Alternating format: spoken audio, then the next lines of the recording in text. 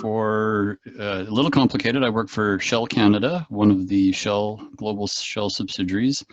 I'm a senior lawyer there, and a managing lawyer, and I've been there for 14 years.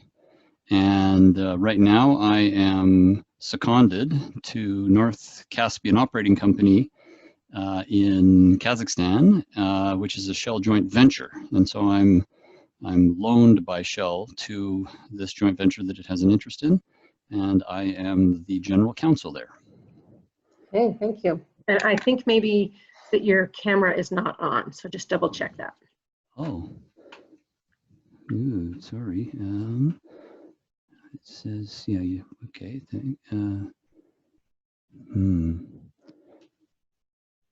Oh, the issue is that I have it covered. There we go. Sorry about that. Perfect. No, that's great.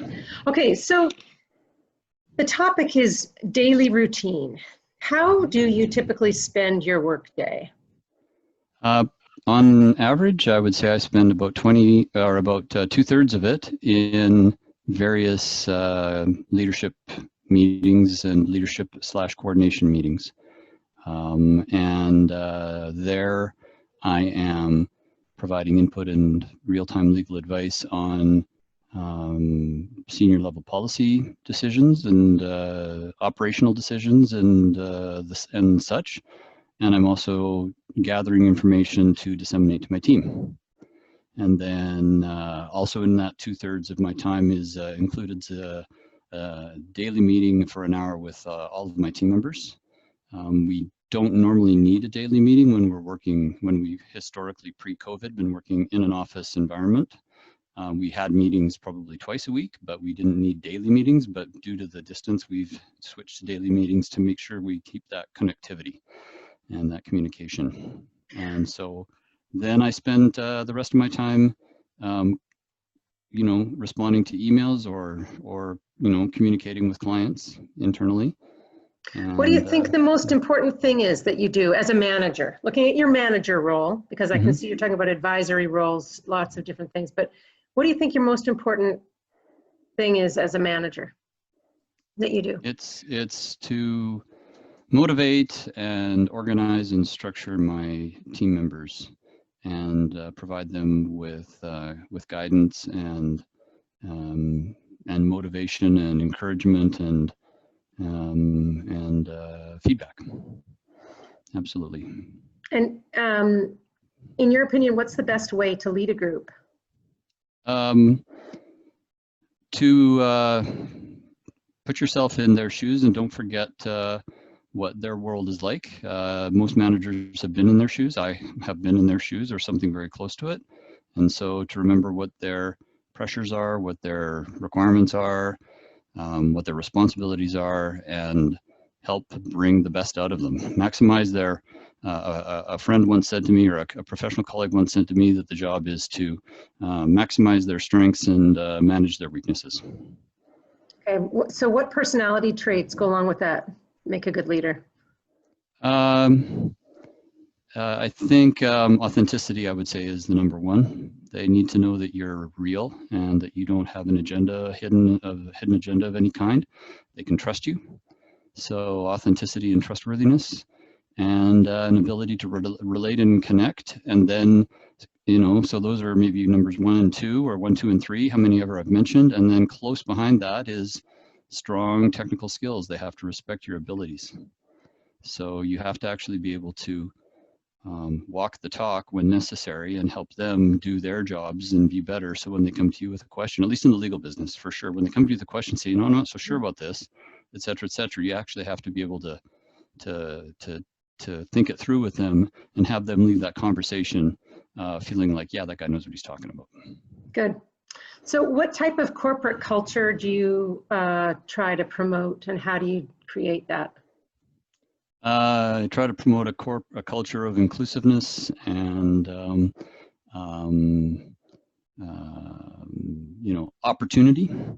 I like to find places where I know I've got a person on my team who has potential in a certain area, and to give them a stretch goal and a stretch assignment that they feel might be a little bit beyond them, but they also feel like, well, this means you trust me, right? And then back them up in that to help them achieve that.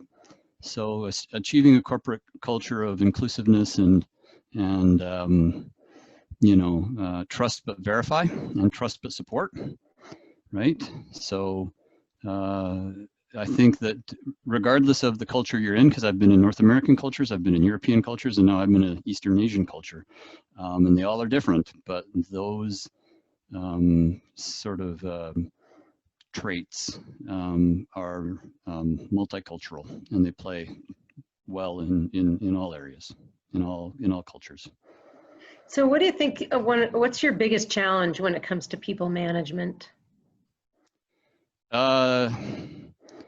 Identifying when a person on your team is actually has an agenda or has a bit of a destructive intent on their part, or a me first approach, and identifying that and pulling it out of it and out of them, and then trying to coach it out of them, and if you can't, then managing them out of the team. So basically making sure that everybody on the team is equally committed to the same approach. So how do you motivate your team?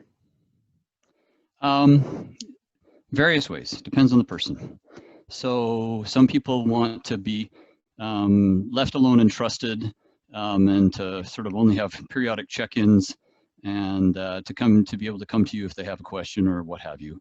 And that is doable as long as they have high degrees of capability and trustworthiness, like I said.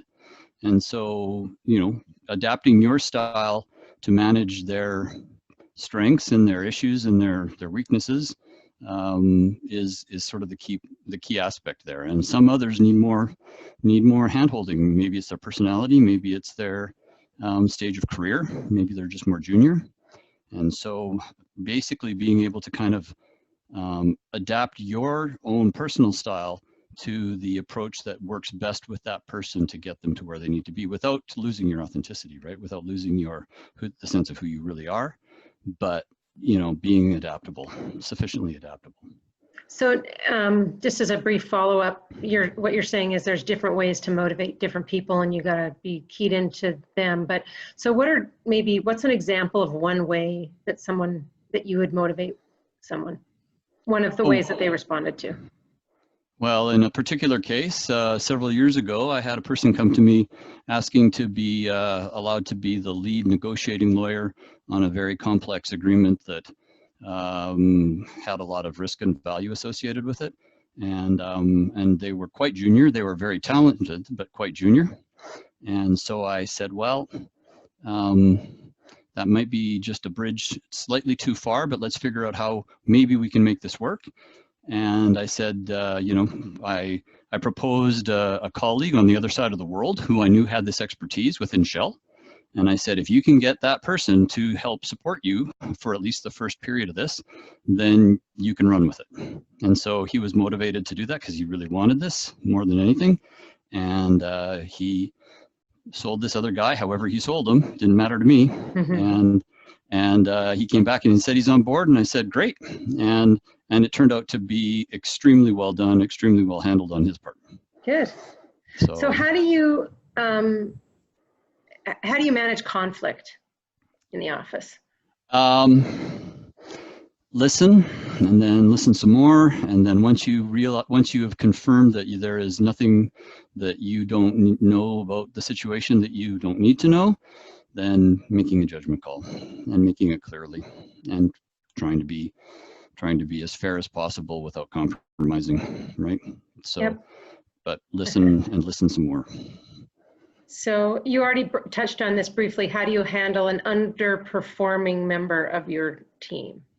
Well, that might be one of the hardest challenges, because you don't want to be too rash, but you also can't condone underperformance, or the rest of the group will notice that and be undermotivated, or they'll just gravitate to that because it's easier. So, yeah. So you have to make it known and transparent enough that you're dealing with it, that it's not lost on you that this is happening, number one. Number two, that there is some action that's being done, you know, within Shell and NCOC, where I am seconded. There are you know, HR processes for dealing with underperforming employees through annual, yearly ratings and coaching sessions and, you know, end of year, mid-year, early year feedback. And ultimately, there's a process that if somebody remains underperforming for a period of time, then they are maybe invited to leave. But you don't want to do that. You want to get there. But I have found that unless I've found that you can pour too much time and energy into an underperformer, and it can suck a lot of it out of you. And if you don't sense that they are really able and willing to make the necessary changes fairly early in the process, and it's you know, and it's both able and willing, then it's best to cut ties with them early. Save the energy for where it matters.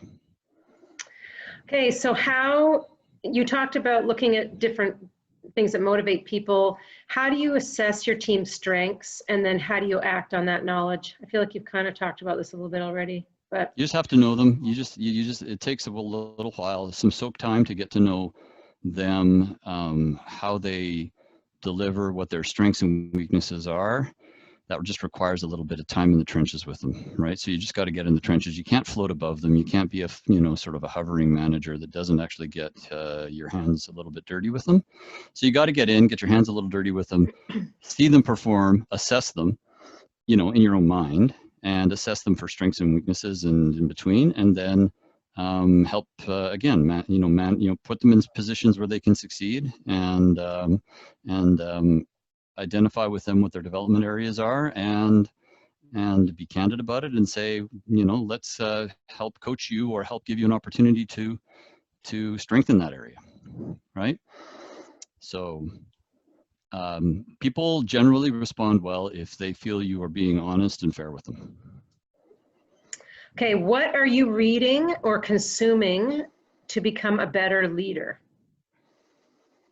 That's, you know what, I can't, in all honesty, I keep coming back to Stephen Covey's 7 Habits. I have yet to find a better book, and I've listened to it and read it multiple times. Listened to it on tape and read it multiple times, partly because I think I haven't yet even mastered all of those things, right? So to me, that's the Bible. There are other things that I've looked at, some other books, etc., that I think are helpful around the edges, but I'm kind of a keep it simple person. I've been looking and reading that book for the better part of 20 years, and trying to just keep getting, it covers the vast majority of what you really need to do.